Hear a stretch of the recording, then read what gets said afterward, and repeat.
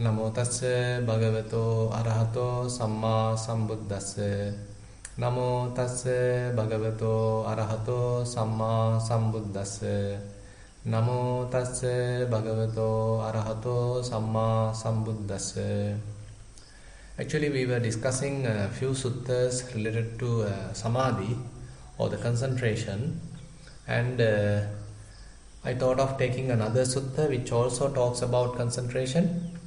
And probably you can remember that we were discussing about 4 types of samadhi. The first one mentioning that helping to abide in the present moment with a very pleasant, blissful state, very much samatha samadhi. And then Buddha mentioned about another type which is helping to have a clairvoyance, where one can recognize the divine eye, various skills related to divine eye. And the third type Buddha explained in somewhat related to vipassana, that is something helping to develop mindfulness and clear comprehension. And the last type he mentioned that which helps to abandon all the fetters. And this Upakkilesa Sutta actually talks about the second one, where the foremost in this clairvoyance, foremost in this divine eye is Venerable Anuruddha, and how Anuruddha got some information or instructions from the Buddha while at a particular place. So that story is available in this Upakkilesa Sutta. And other than that, there are some very interesting information related to the Sangha. Actually, how sometimes Sangha get into trouble or get into conflicts, and how Buddha tried to intervene, and even sometimes certain stubborn and adamant members of the Sangha didn't even listen to Buddha, and how Buddha then left them and went on searching few others, in the sense searching some amenable Sangha. And likewise very interesting and heartfelt incidents are reported in this particular sutta. So rather than immediately going to the samadhi part, I thought of discussing some aspects of that background story as well.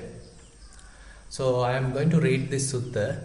So in one occasion, Buddha was living in the Kosambi, in Gosita's park, and at that time the monks residing at Kosambi were having quarrels, brawling and various kinds of disputes, stabbing each other with verbal daggers, with verbal disputes and everything. So they are not happy, they are having quarrels among each other.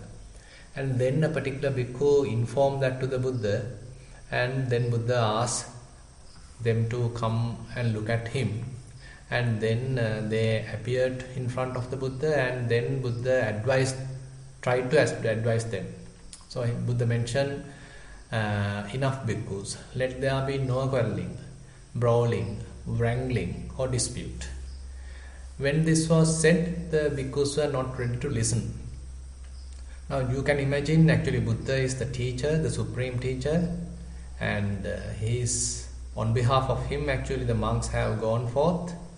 But now these monks are not even ready to listen to him. Now once Buddha asked them to stop quarrels,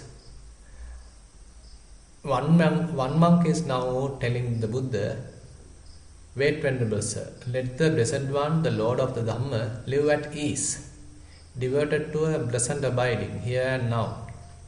We are the ones who will be responsible for this quarreling, brawling, wrangling and dispute. So basically he is asking not to get intervened. So he is asking, do not interrupt in our matters. Do not intervene in our matter. So we are the ones started this dispute. So we will sort it out. You don't need to put your hand.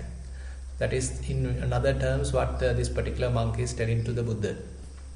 And for the second time Buddha tried to advise, that particular monk again answered the same way. For the third time again Buddha tried to advise, the same response came from the monks. Now you can recognize how adamant, how stubborn and how high-minded they are.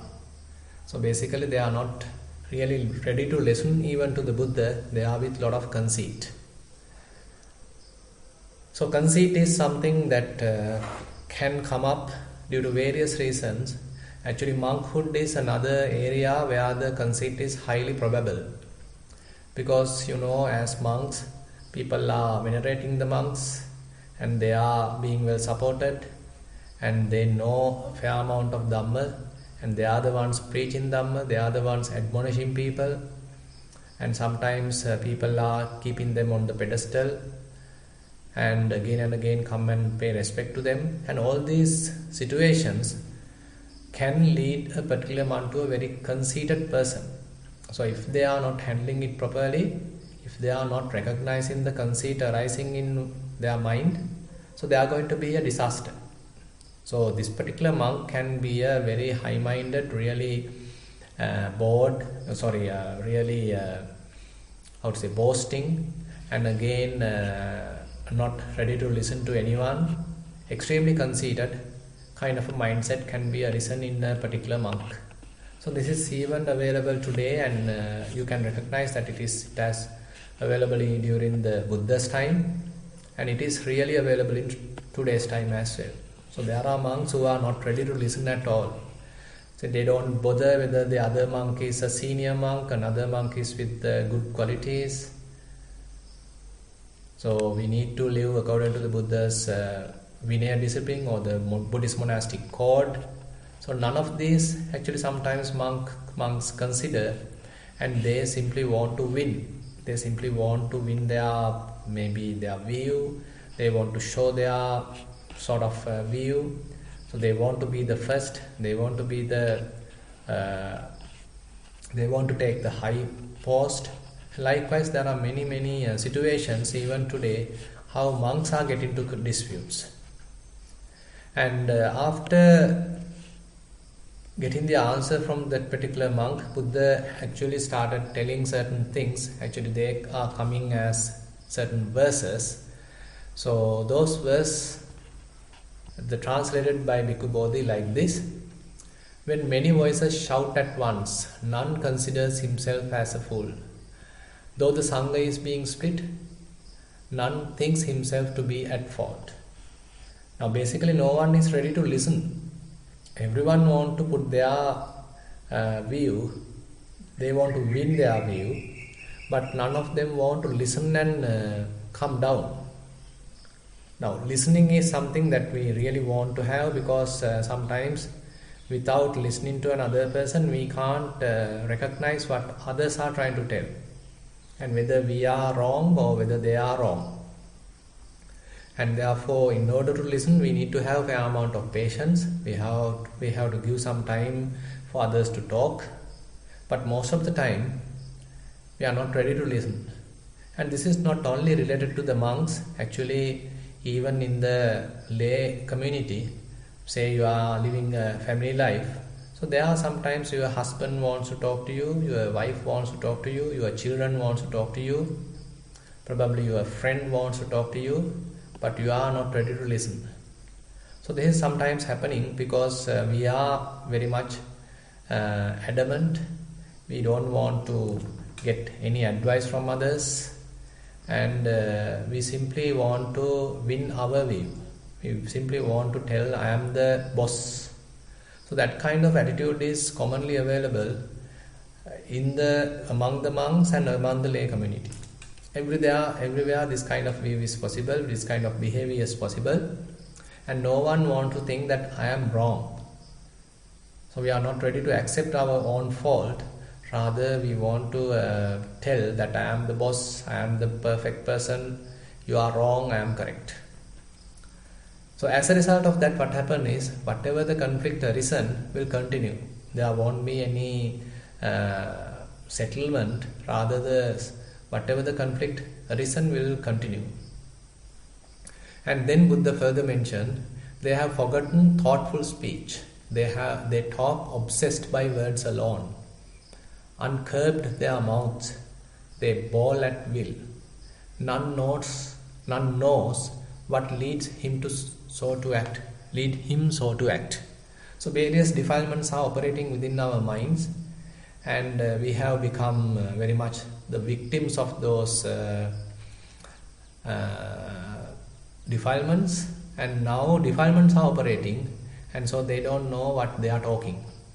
So they are not thoughtful, they are not mindful about their speech, and simply they are talking, and as a result of that there is no restrainment in their verbal act. So there is no vachi samvara, there is no any restrainment related to the words. And then he abused me, he struck me, he defeated me, he robbed me. In those who harbor thoughts like this, hatred will never be allayed. So basically this is a very common or rather very popular verse available in Dhammapada, Akkochimang Avadimang. So likewise it is going on in the Dhammapada also. So where Buddha mentioned, if someone is thinking that someone has abused me, someone has struck me, and someone has defeated me, he robbed me, again and again he is thinking like that. So continuously harboring kind of ill will. So as a result of that, he can't put aside the anger, he can't put aside the revengeful thoughts arising in his mind, because again and again whatever has happened he is recalling. Again and again he is finding that he is wrong and he is correct, the other person is wrong, other person has defeated him, other person has struck him, other person has abused him.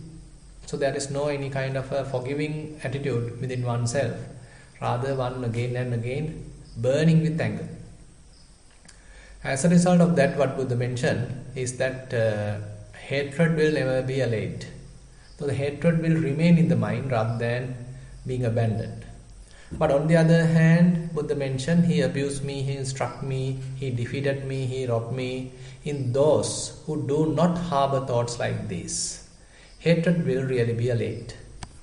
So if one is not again and again thinking like this, something has happened, probably the other party may be wrong, you may be correct, but still you are not thinking again and again, you are not continuing any kind of a prapancha, you are not continuing any kind of conceptual proliferation. Say for example, someone has neglected you, someone has hinted you, someone has even abused you. Maybe it has happened about 1 week ago, 2 weeks ago. So why are you still thinking about it? Why are we still harboring the same thoughts again and again? So incident has happened several weeks ago. Why are we still continuing to think like that? Why are we again and again remembering that incident? So he might have used some harsh words only for 1 minute. But how many times that we recall that incident and harbor the same words again and again within our mind?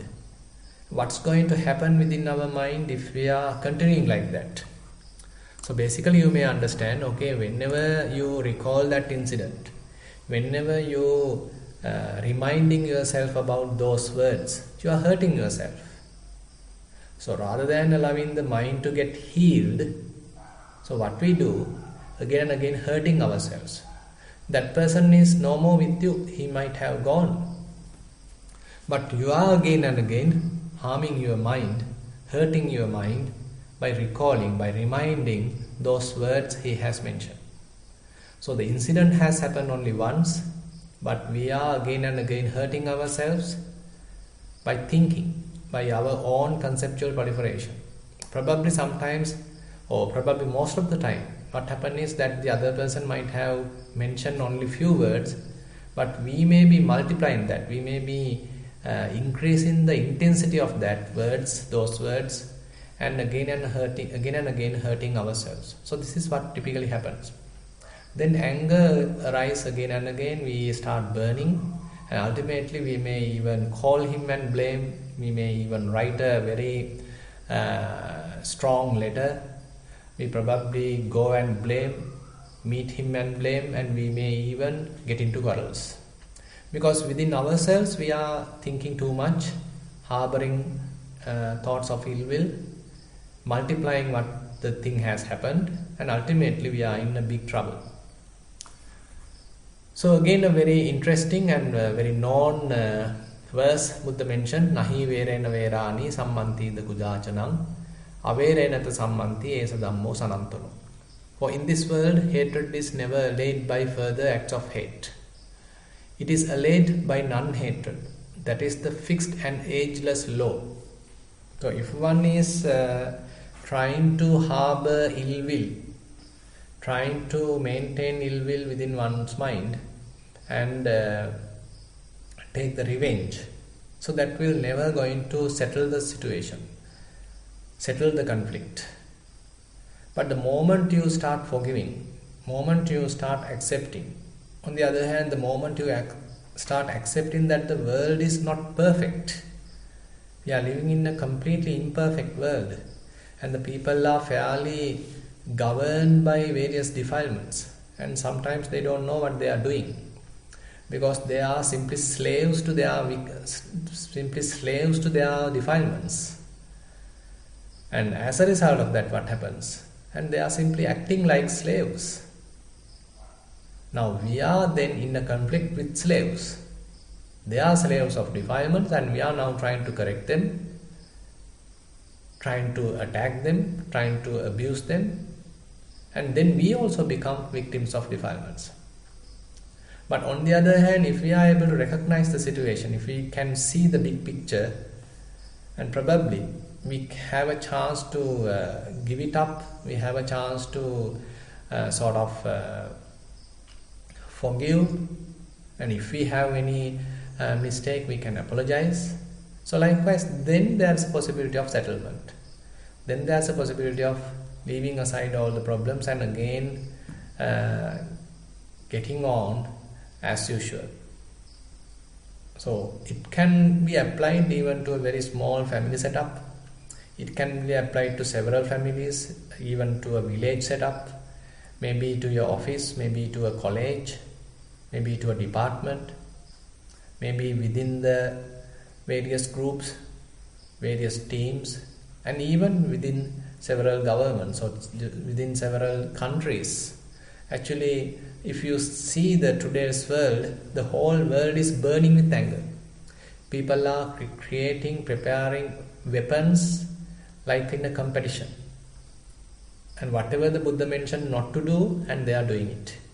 So the world is in the brink of a war because of hatred. And we think that the world is really developed, but actually we can see how undeveloped their minds are.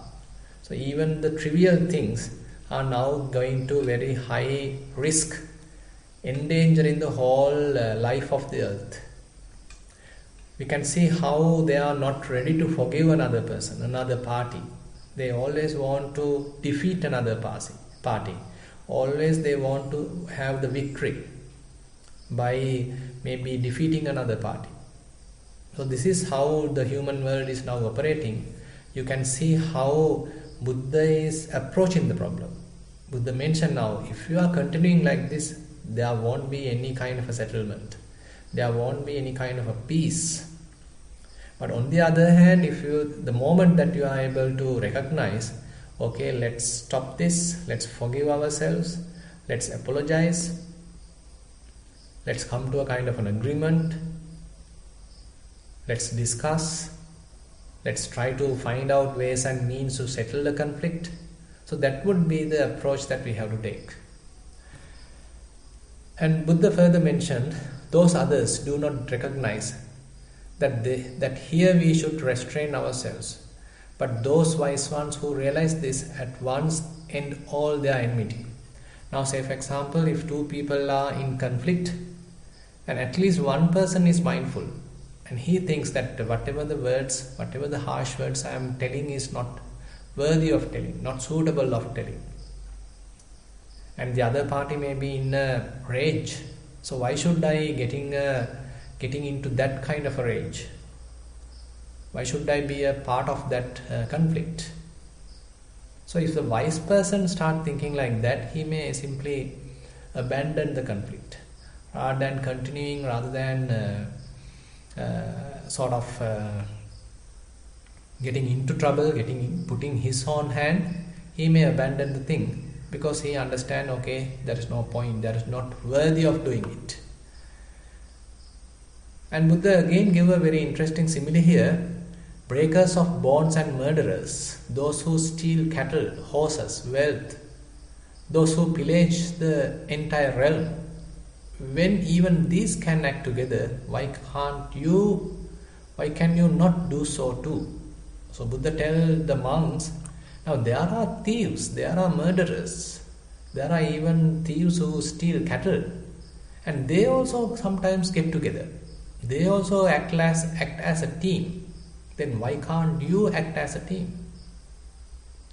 You can see there are teams who are maybe doing a bad thing, but they concord among each other. They have a good leadership. Probably they have a good kind of a teamwork. Even they are doing the bad work, even when they are involved with bad activities.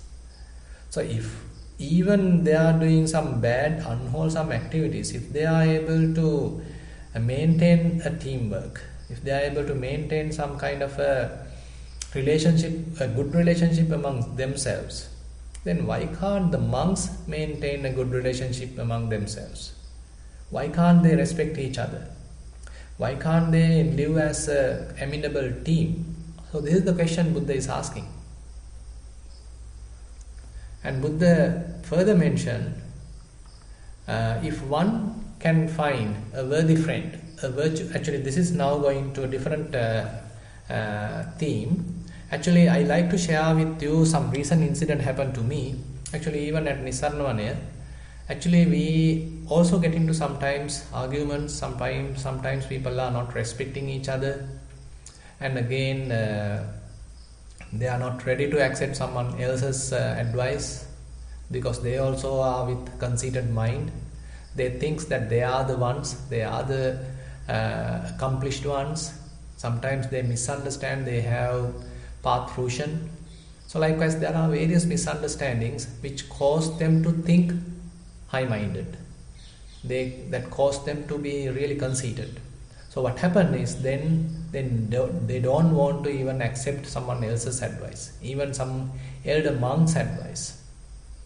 So then they sometimes even challenge the elder monks. So this actually has happened to me recently. So I don't want to tell names. But if we know this particular other monk is basically with conceited mind, he is a slave of conceit, he can't understand what's really going on, he has become a slave of defilements, then probably we can give it up.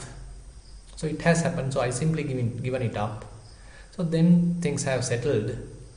So without it, then the conflict would continue more and more. So then I have to again and again get into sort of arguments. Again and again I have to spend or waste a lot of time on these kind of trivial matters. But the moment I give up, thinking, okay, the other party is completely conceited, completely gone wrong with their defilements, so let them have their senses maybe later time, but right now I am backing off. Let me give it up. So later let them understand their own fault. So if that happens in every time, then at least we can settle. But when none of the parties are ready to give up, when none of the parties are ready to settle, then the conflicts may continue. It may continue for years, and even the monks, even the nuns, they start having kind of jealousy, have kind of malicious speech. All these things are possible. Because sometimes what happens is, when a particular person is being respected, the other people are not happy about it. Suppose a senior monk being respected, junior monks are coming and venerating him, say lay people are coming and venerating him. But when that is being seen by another monk who is searching for some respect, searching for some veneration, but may not be really worthy of veneration, may not be still worthy of veneration or respect, then he may find the senior monk being kind of a, he may start having jealousy with this senior monk. Then the conflicts can arise. He may start attacking him. He may start not respecting the senior monk. So these things are possible. Now you can recognize that even when the Buddha wants to admonish, the other monks are telling you simply, Bhante, you simply mind your own business. We'll settle the situation. So that is the incident happened during the Buddha's time. Now the monks are simply telling that to the Buddha. Now you can understand then why not it is happening right now. So now also it is happening. Monks are not respecting their teachers. Monks are not respecting the elders. So this is even happening today.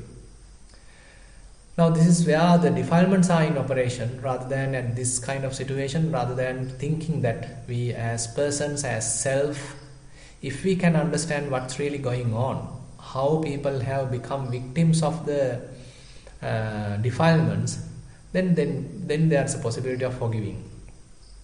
Then there's a possibility of settlement. And after mentioning all these things, Buddha now coming to a kind of a conclusion. Okay, I better go for a seclusion. I better abandon this group of monks. I better go for a seclusion.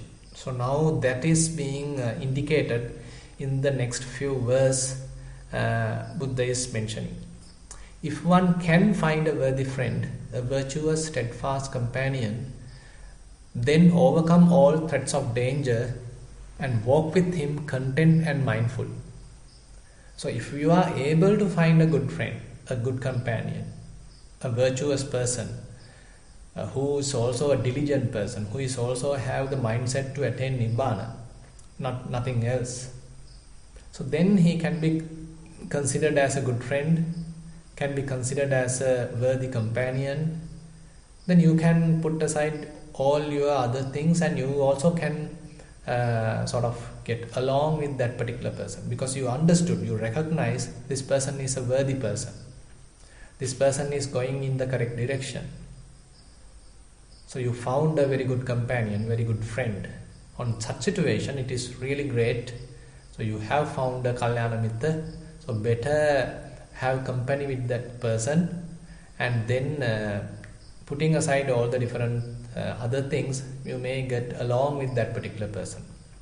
But on the other hand, if one finds no worthy person, no worthy friend, no virtuous, steadfast companion, then as a king leaves his conquered realm, walk like a tusker in the woods alone.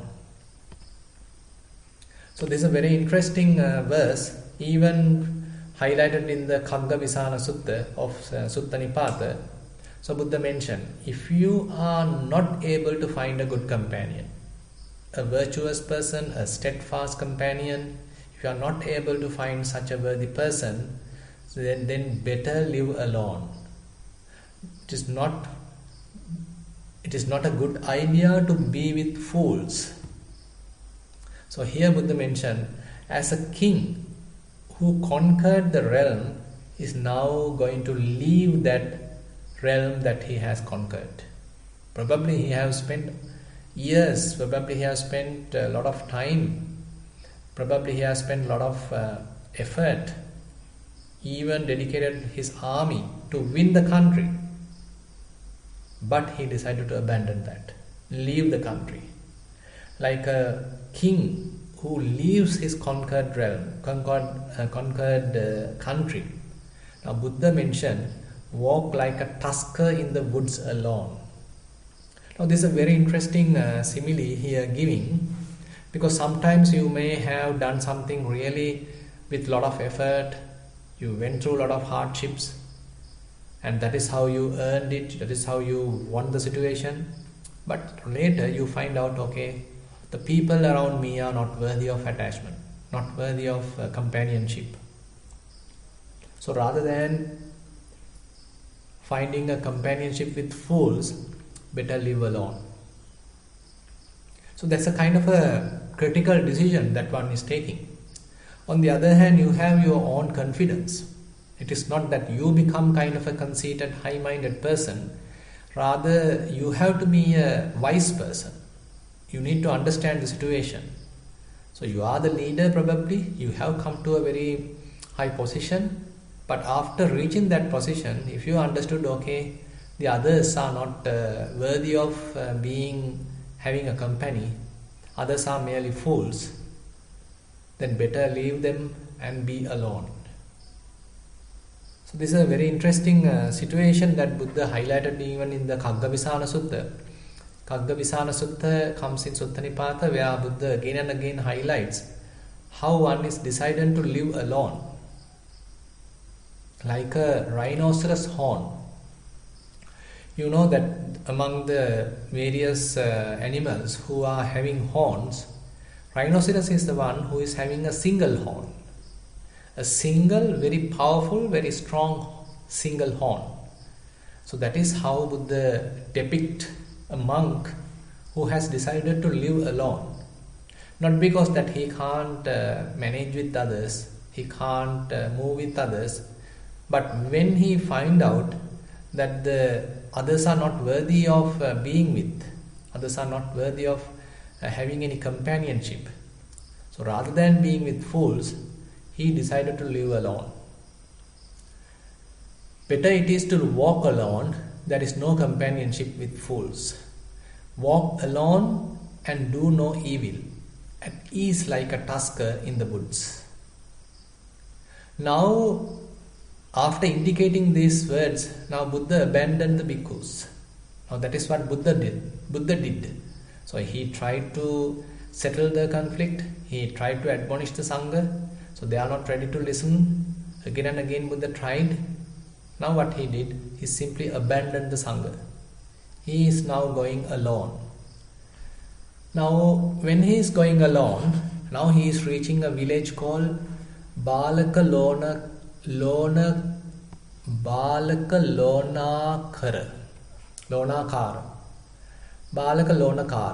So this is the village name, and there is one monk living alone.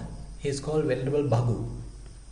So Venerable Bhagu saw that Buddha is approaching, and then he arranged a seat for the Buddha, and then he washed his feet and asked him to come in, and he paid homage to the Buddha.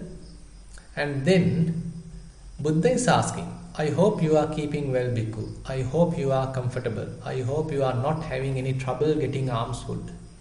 So this is how Buddha typically sort of having the typical amenable discussion, starts the discussion, and he is asking, you are doing well, hope you are doing well, you are getting enough food, so you are having a comfort. So that is how Buddha is asking. So then Venerable Bhagu answers, I am keeping well, Blessed One, I am comfortable, and I am not having any trouble getting alms food. So then Venerable Bhagu answers that he is doing well, everything is fine, and then Buddha blessed this particular Venerable Bhagu, and he urged, roused and gladdened the Venerable Bhagu and talked Dhamma, and after that he again left that place. Now Venerable Bhagu is living alone, and Buddha praised that, he asked the situation, and he is doing well, and he given a Dhamma discourse to Venerable Bhagu, and then he left to another place where 3 monks are living with peace. Now we can see a completely different or completely opposite situation at another place. It is not many monks, but 3 monks are living really cordially. Now an interesting situation happened here also, very kind of drama-like situation here. Now these 3 monks are living at Eastern Bamboo Park, and the 3 monks are Venerable Anuruddha, Venerable Nandiya and Venerable Kimbila. So they are the monks who are living there, and at that time that particular park being sort of guarded by a park keeper, and that particular park keeper see that the Buddha is approaching, but he didn't recognize Buddha as the Buddha. Now you can see sometimes we think Buddha can be easily recognized, he is with a lot of splendor, that people can quickly recognize among others that who is Buddha. He may be with a very tall, very splendid, very glamorous kind of a view. So this is how we sometimes think. But here you can see, so the park keeper didn't recognize Buddha. So he thinks he's just another monk. And he knows very well that the 3 monks who are staying in the park are doing really well. So they are very cordial, they are very helpful to each other, they are living very peacefully, and they are trying hard to practice. So they are doing a really marvelous job. So the park keeper is quite happy about them. Now he didn't want to disturb them. Now park keeper is also a good person. So he has noticed that the 3 monks living in the bamboo park are doing really well. They are trying hard to accomplish their spiritual goal. Now he don't want them to get disturbed by any visitor. So therefore he refused, or he avoid Buddha to come in. And he mentioned, the park keeper saw the Blessed One coming in the distance and told him, "Do not enter this park, recluse. There are 3 clansmen here seeking their own good. Do not disturb them." You can see the situation that a park keeper is now stopping the teacher, not allowing him to go and meet the students. But he don't know that he's a teacher, that who are in the park are the students. He thinks he's just another recluse, another monk. So he don't want to get disturbed. So by the way, interestingly, Buddha also didn't want to defend him. Buddha didn't want to tell that I am the teacher. So that is the real beauty of the Buddha. Probably you can remember even at the Dhatu Vibhanga Sutta, how Buddha approached Venerable Pukkusati. So he actually taken permission from Venerable Pukkusati to get into that particular place. So I explained that situation while we were doing the Dhatu Vibhanga Sutta. So likewise, so Buddha's this tremendous humility as the great teacher, he didn't want to really show off in a way. He didn't want to really look down the others, so he always want to show himself. There is no something like that. Rather, he simply be a simple human being. Rather than showing that he is the teacher, he also simply living as a typical, normal human being, ordinary person. So that quality is really marvelous quality, because always people want to highlight themselves. People always want to show that they are the person, they are the boss. So that is the attitude that people are having because of their high conceit. But Buddha, being who is completely free from conceit, now simply living as an ordinary person, he don't want to show off.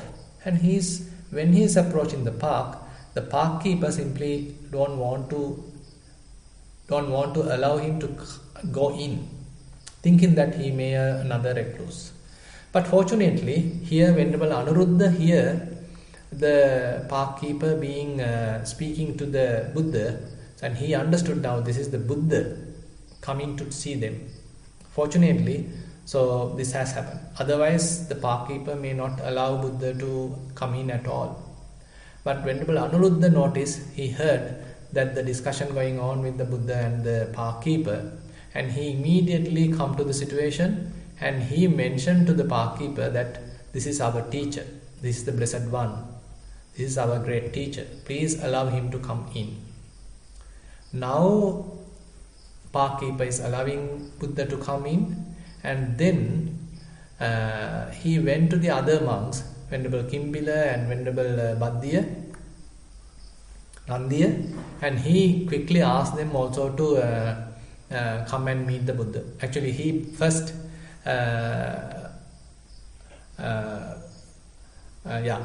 accompanied the Buddha and asked others also to come, and then one of them prepared taken the robe, one of them prepared the seat, and one of them start washing the feet of the Buddha, and then Buddha sat down to the seat, and they washed his feet, and all 3 pay homage to the Buddha, and they sat one side of the Buddha. Now you can see how beautiful it is. So when a teacher is approaching, how they are going forward, how they accept the robes, balls, and after coming in, they are preparing the seat and wash the feet.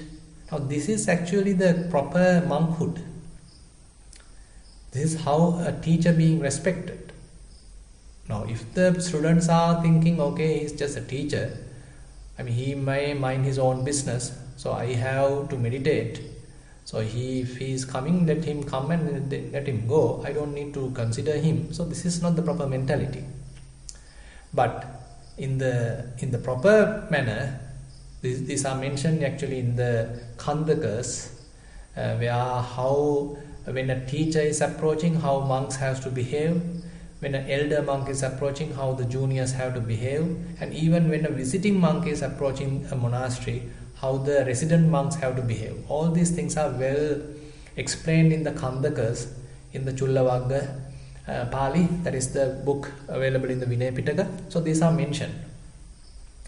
Suppose there is a visiting monk approaching a particular monastery, then the resident monks have to go forward, and if he's a senior monk, he has to be respected, and again the robes, balls, everything has to be accepted. His feet has to be washed. So likewise, these manners are being stipulated in the setup, and the same thing is applied here. So when Buddha is approaching, so one monk is going forward, accepting the robes, preparing a seat, paying respect, maybe washing the feet. So likewise, all these typical hospitality being shown to the Buddha, to the teacher.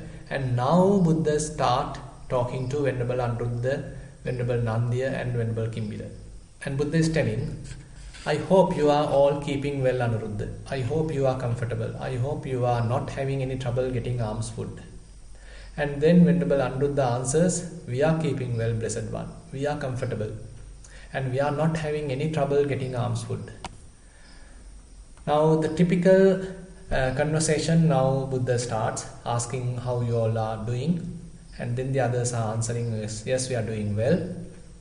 And then Buddha further asks, I hope, Anuruddha, that you are all living in concord, with mutual appreciation, without disputing, blending like milk and water, viewing each other with kindly eyes.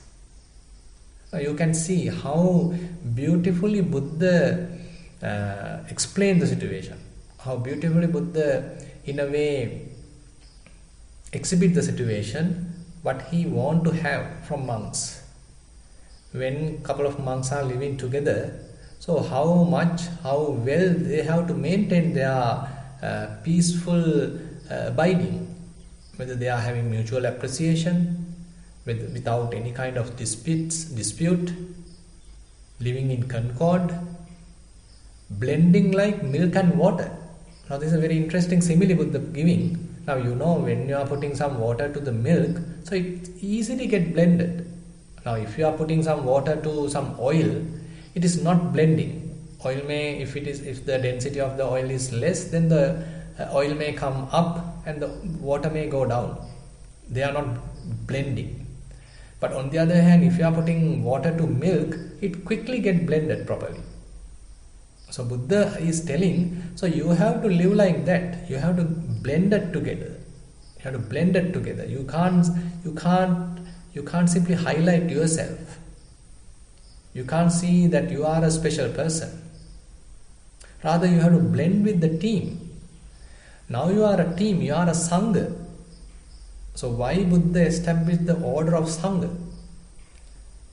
Rather than trying to individually highlight each and every person, so Buddha have the Sangha. So that indicates, rather than trying to highlight each and every person, so you are living as a community. So when you are living in the community, you have to respect the community. You have to you have to agree with the whatever the rules and regulation put forth with respect to the community. Rather than thinking you are an exception. So this is the thing that Buddha is highlighting here. And again, viewing each other with kindly eyes. So rather than hating each other, rather than belittling each other, looking down each other, you have to see each other with kindly eyes. Now this, even though this very short passage, so it actually tells a lot. Now say for example, whenever you are living in a, say in a classroom, maybe in an office, maybe in your family, that you have to respect each other. And you have to sort of look at each other properly. Now sometimes what happens is, today, even though people are sort of having a little smile, say good morning in the morning, but they really don't have that amenable, heartfelt kind of loving kindness within their hearts. Simply for marketing reasons, probably they may be having the smile. Internally, probably they may be jealousy, sort of envious of the other person, but probably showing a smile. So this is the real kind of a double standard sometimes people are showing. I mean, in front of the person, he may be having a slight smile, a beautiful smile, but when the person is not in front, really doing the opposite. So this is quite common everywhere. Now if you are in an office environment, probably you can understand certain people, even they know how to smile, but internally they don't really have that what you call the proper heartfelt loving kindness. Instead, they may be having kind of an ill will towards you, but simply showing a smile. That is why it's very difficult to recognize people. But on the other hand, if you consider animals, they don't have that kind of a standard. They don't have that kind of a double standard. If they are hating you, they may still they show the hate. If they are loving you, they may show the loving kindness. And say for example, if you are sort of familiar with a pet, maybe a dog. So if this particular dog is angry, he will simply bark at you. He will simply show the anger.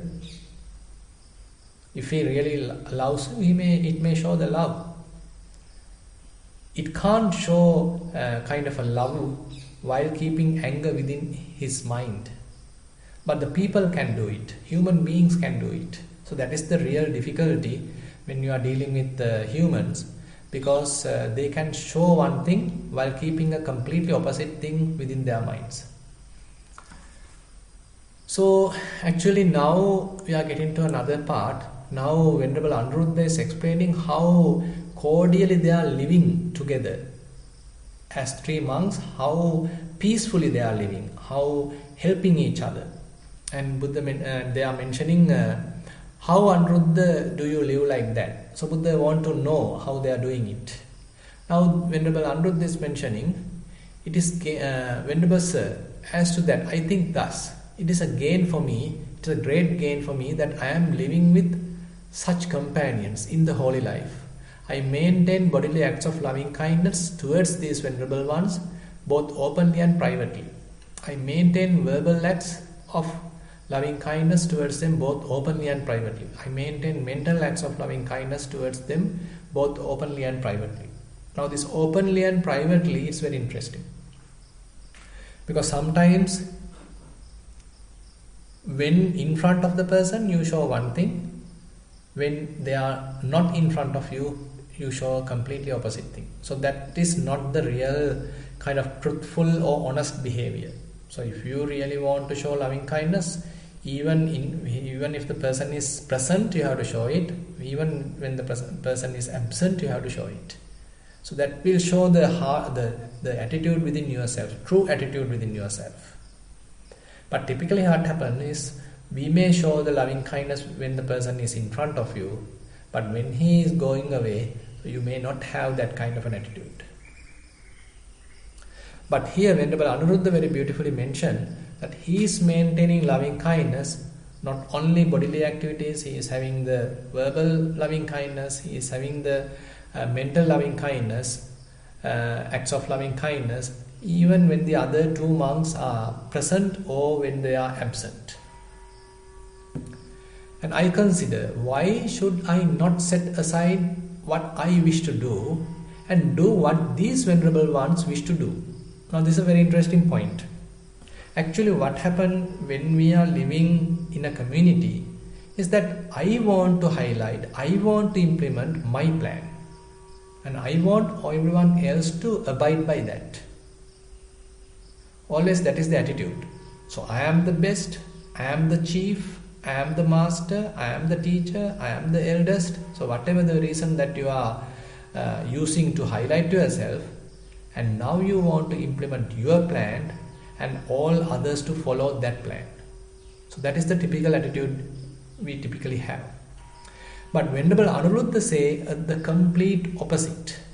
He is mentioning, why should I not set aside what I wish to do? Now I have my own plans, I wish to do various things. But why can't I set aside all this and implement what others want to do? Do what these venerable ones wish to do. So basically he is abandoning his self-view, his conceit. He simply have to surrender, he simply have to sort of agree with others, simply keep aside his own plans, his own wishes, and simply be with the others really beautifully, cordially, peacefully. Then I set aside what I wish to do and do what these venerable ones wish to do. We are different in body, Venerable Sir, but one in mind. That's also a very beautiful statement. Even though there are three people, even though you can recognize three bodies here, you can see just one mind. And then actually same information is repeated by Venerable Nandiya, same information is repeated by Venerable Kimbila. You can see how cordially they are living. And they are living, they are without any disputes, blending like milk and water, weaving each other with kindly eyes. And now actually Buddha get into some information with respect to the practice, and we probably discuss this next time. And with that, I like to conclude the Sutta teaching session today. Now I like to open the session for questions. Thank you, Bhante. Sadhu, sadhu. So if anyone is new to this group, welcome, and if you'd like to participate in the Q&A, you may raise your hand or you may also send them via chat.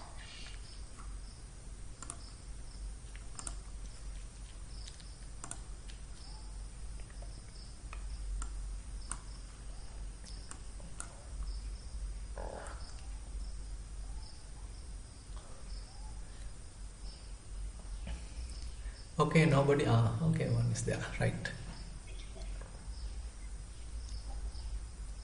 Hi, Joseph. You may ask your question. Thank you, Jennifer. Hello, Bhante. Hi, how are you? Thero Nissarana. Yeah, Thero Nissarana. Thank you very much for your discourse this evening. I found it very heartening and very generous of you to share the kind of inside look into the monks' life at the monastery, and how, because as an outsider, as a layperson, we kind of imagine, or I imagine, the monks are all getting along, and you don't have the kind of type of social conflicts that, say, we would have in the lay world, in the working world, and for you to share that, I find that it's very generous, because it's very humble, to do that, and in a way you're not. It kind of just shows that you're true in the sense you're not trying to prop yourself up as everything is perfect. You can sort of. I can relate to your situation, and it was also very helpful for me because I've had it in my own relations with my father, for example, who I had ongoing conflicts with, and I find very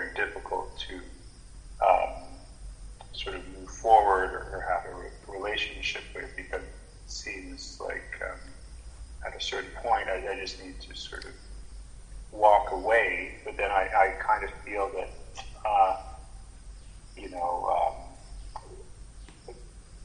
is that really the right thing to do? Anyway, I found it helpful to hear your experience and your situation and your advice. I found that very helpful, and I just wanted to thank you for sharing that. So I just wanted to make that statement. Yeah. Thank you. Yeah, thank you. Okay, thank you for sharing your thoughts. I'd like to invite Chitra Devi for the next question.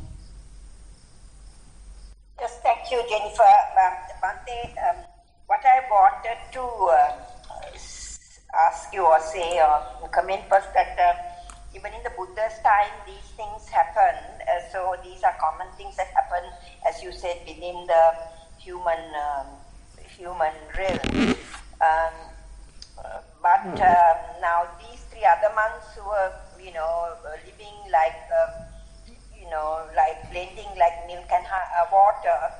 I have also heard another line where in another sutta where the Buddha said these monks were having a retreat and they were not talking, but with their eyes they were communicating, and I believe he said they were blending like milk and honey, which was also a very nice blend, I thought. But these three monks, Bhante, isn't that a karmic sort of situation also where they came together and they were living together in a beautiful manner? Isn't that a lot to do with the karma?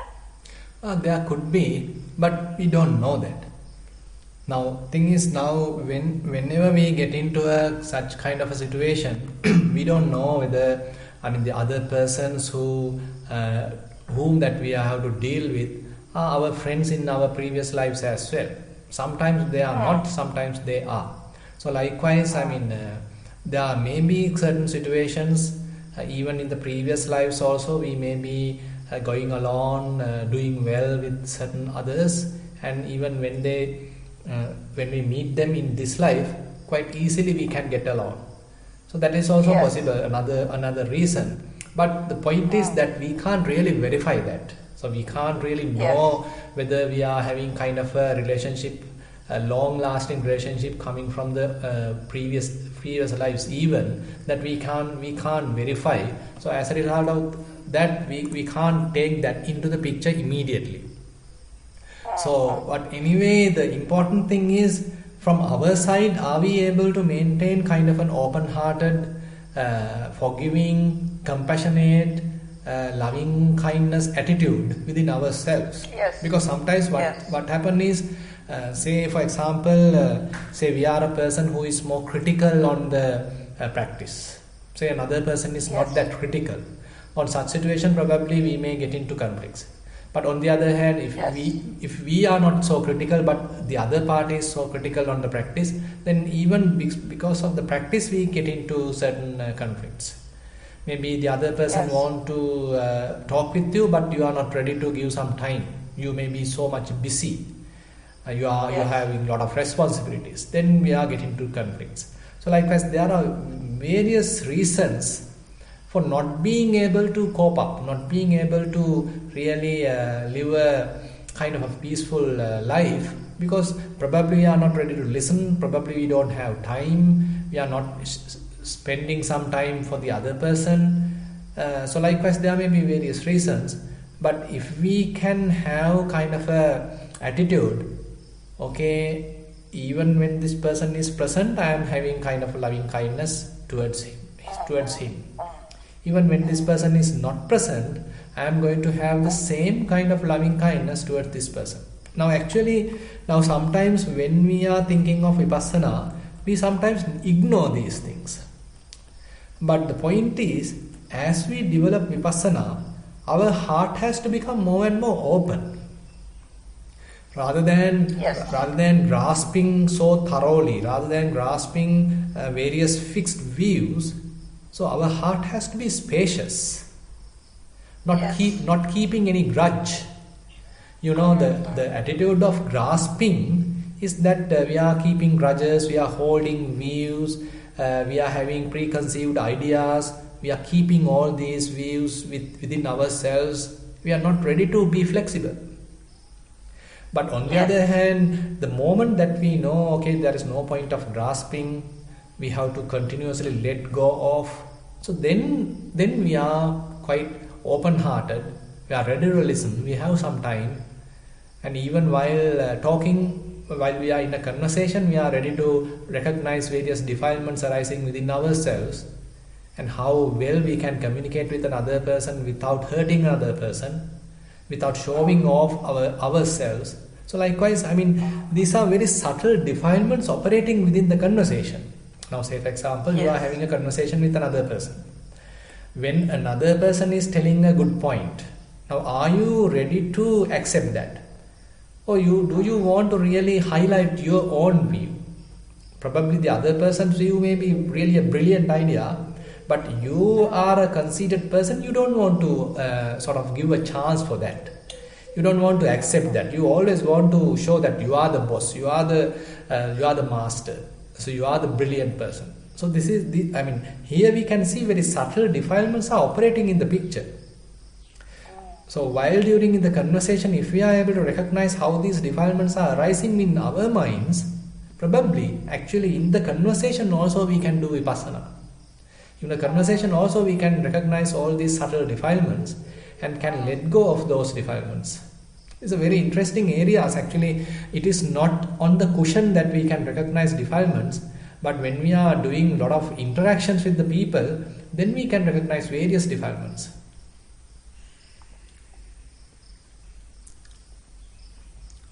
So, Bhante, can you hear me? Yes. So, what I'm hearing from what you're saying is that there is a lot of effort from the person itself. The person who wants to have harmony has to make and is able to do it only if there's a lot of effort and practice that comes from that person, right? Yeah, I mean, the point is that the other person, I don't know, but how about ourselves, isn't it? I mean, so we can't expect the same amount of practice from the other person, but if we want to develop in our side, so we can make use of all these opportunities to recognize what are the defilements arising in our side. I think that is the only area that we can basically focus on, because we can't really expect the same amount of practice or same amount of understanding from the other party every time. If we are getting that is great. So that is what actually has happened in the situation that we were just discussed related to Venerable Anuruddha and the others.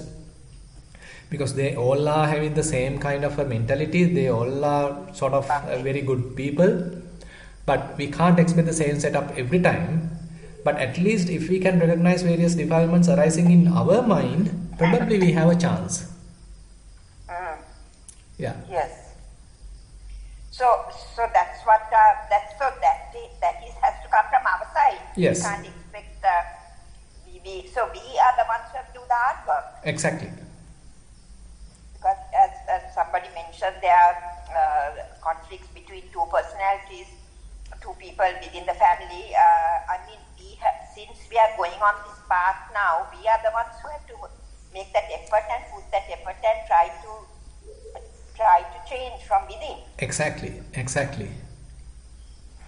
And accept the other person for what it is. And as you earlier said, you have to let it go, because later on maybe the person will understand and may realize that what they are doing was not the correct thing. Maybe. Yeah. Maybe not. Yeah. Yes, thank you, Bhante. Yes. Okay, thank you. I'd like to invite Don for the next question. Thank you, Jennifer. Thank you, Bhante, for the talk today. I just have, Bhante, some comments about the today talk, as well as some advice to seek from you.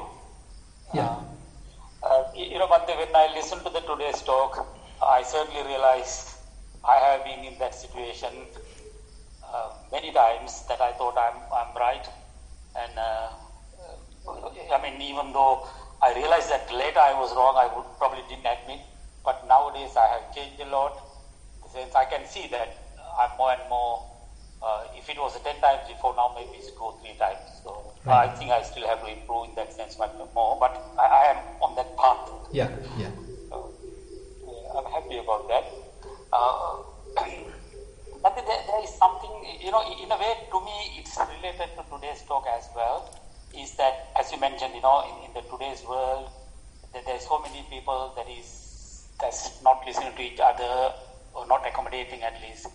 But I have been someone, who was really trying to be on top of the news and this and that at one time, and then I have stopped that long ago. And anyway, but let me start my question like this. At the moment when we do meditation on walking or sitting, we encounter a sleepiness, which is considered as a good thing because our mind is getting still. Yeah. But now I like to apply this analysis to my day-to-day life. Just now, like what I said, previously I used to spend a lot of time looking at the news and on the things that is not necessary. Mm-hmm. I did stop that once about 6 months ago, and then I came back to it again. Now I have stopped again. So basically for 2 months now, I find that I have a lot of free time. This time that now I'm concentrating more on to be mindful and to, it's basically my mind is free, I can see that. Yeah. Because in a way, I was putting all these unnecessary things. Right. So, but I wouldn't say I'm getting the sleepiness, but I can see there's a lot of empty space, empty time that I spend. Mm-hmm. How should I make use of that? Yeah. On the other terms, how should I occupy that?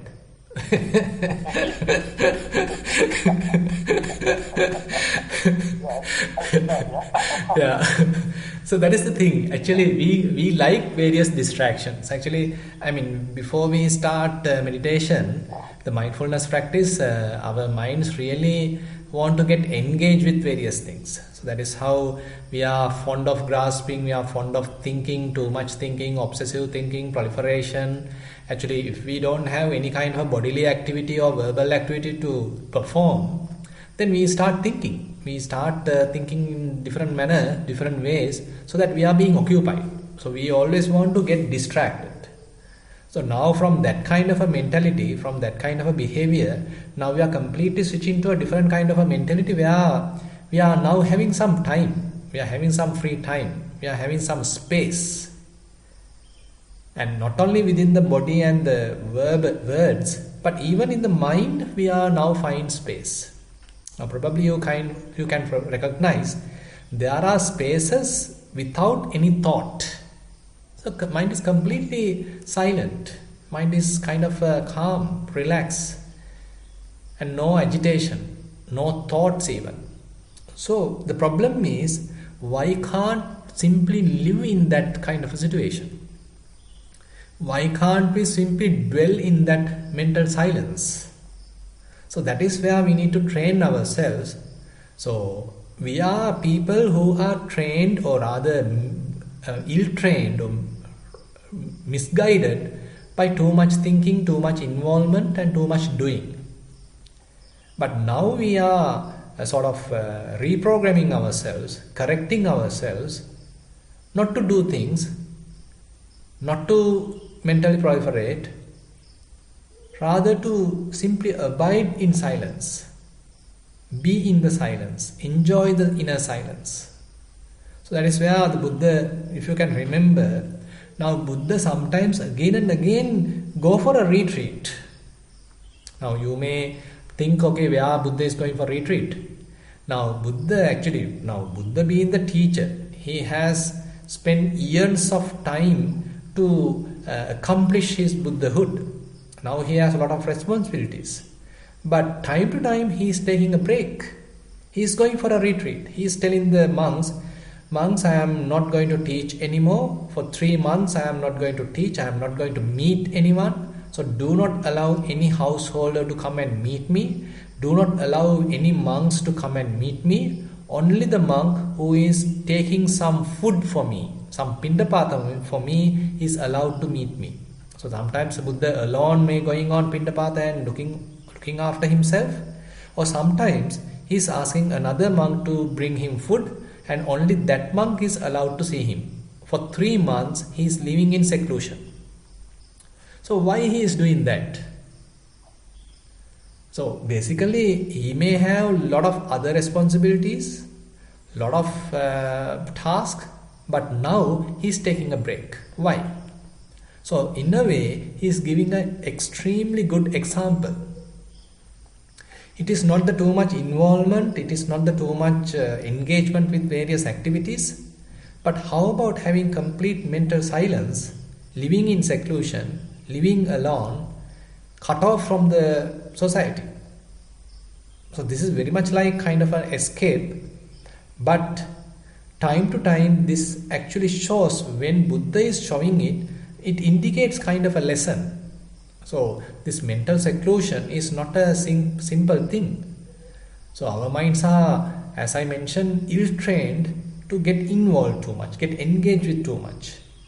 But as we continue our practice, we may find out, okay, now mind likes the seclusion, mind likes to stay alone. Mind even can spend time without even a single thought. So if we are able to sort of appreciate that, if we are able to dwell in that kind of a situation, then probably slowly that becomes our norm. So rather than having a very talkative, ruminating kind of a mind, how about having a mind which is a silent mind, which is only reacting or responding when it is only necessary? Not every time, but only when it is invited, only when it is necessary, it is reacting or responding. So that is the kind of a switching that we have to have.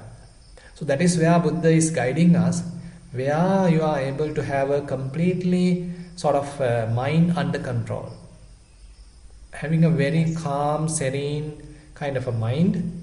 When it is necessary, you can use the mind faculty to think wisely, and then get the benefit of that wise thinking. And when it is not necessary, keeping the mind completely in silence. So this is what actually highlighted in the say Upakkilesa Sutta. So you are having the complete control of the thinking. When it is necessary, you are thinking.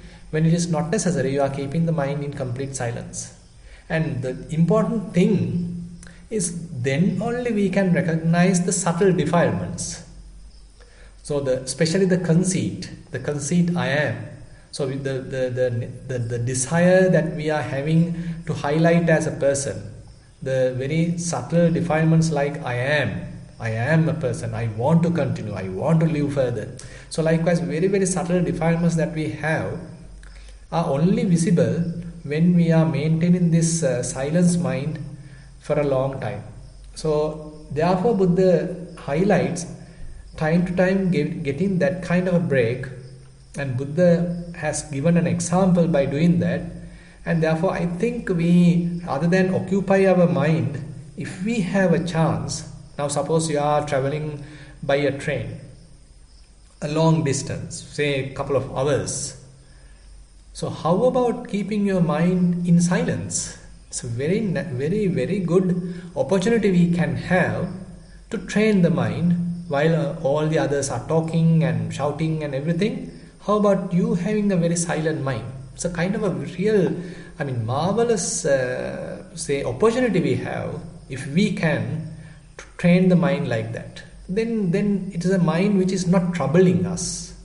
It is a mind which is a blessing to us. So I think that is the direction that we need to look forward. So I think rather than trying to occupy the mind, let's have a kind of a silent mind which is not disturbing us. Actually, it doesn't mean that when it is necessary we can't operate, we can't talk, something like that. Rather, the mindfulness, wisdom will guide us telling, okay, this is the time that you need to talk, this is the time that you need to work, this is the time that you need to be silent. So likewise, that internally, that kind of a guidance may come based on mindfulness and wisdom. Yes. Yeah. Yes, I think it really applicable, because that is how I feel. I mean, with the example of this, I probably spent 1 or 2 hours before reading about the world, and now I realize the world there even without I doing it. Yes. Thank you, Batu. Thank you for that. Okay, yeah. Okay, thank you. I'd like to invite Sohani for the next question. Thank you, Jennifer. Avasarai Bande. My question is, sometimes there are circumstances, or maybe most of the time, in where we have to kind of participate in fairly unwholesome acts, like it is going to create a lot of defilements in our lay life.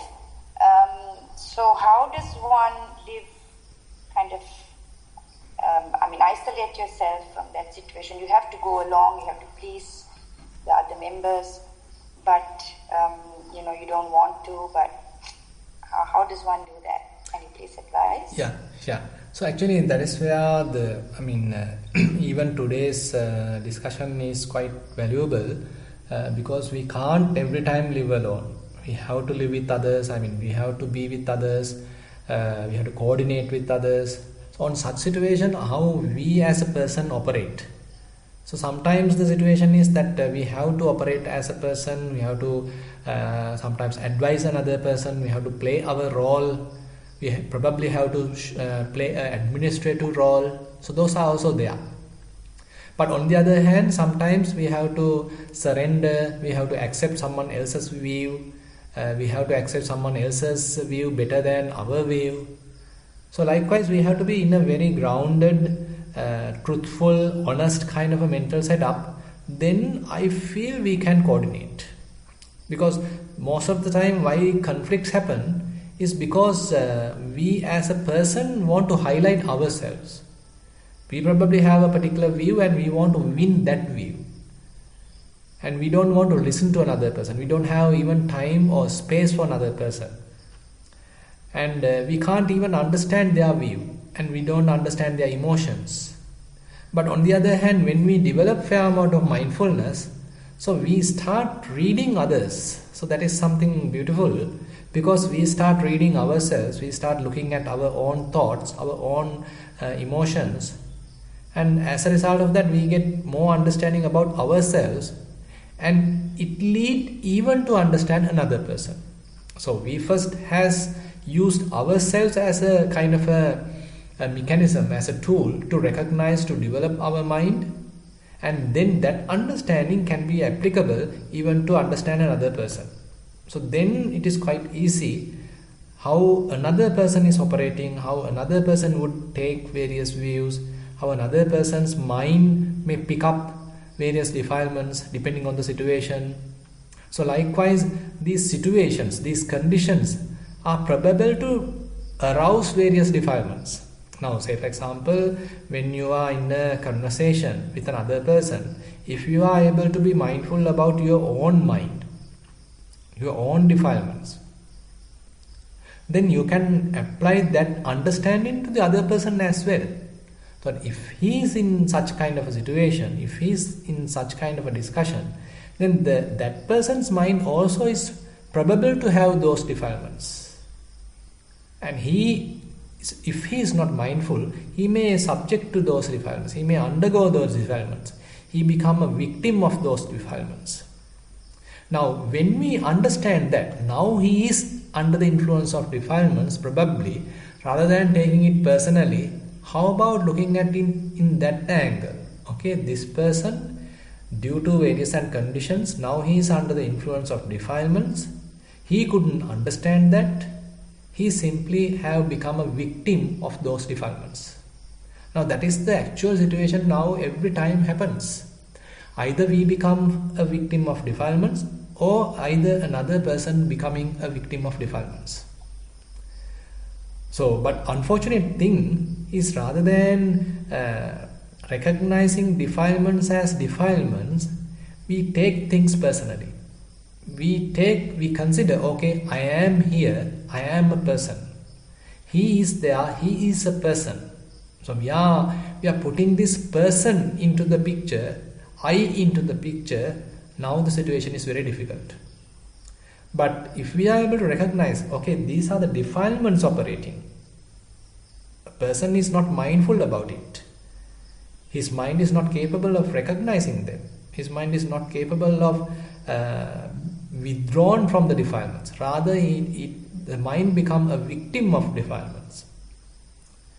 So then actually we are in a good position. So likewise, if we are able to understand the situation and put ours understand from their point of view, I think we can cope up with the situation. Yes, Bhante. Thank you. Thero Sannai.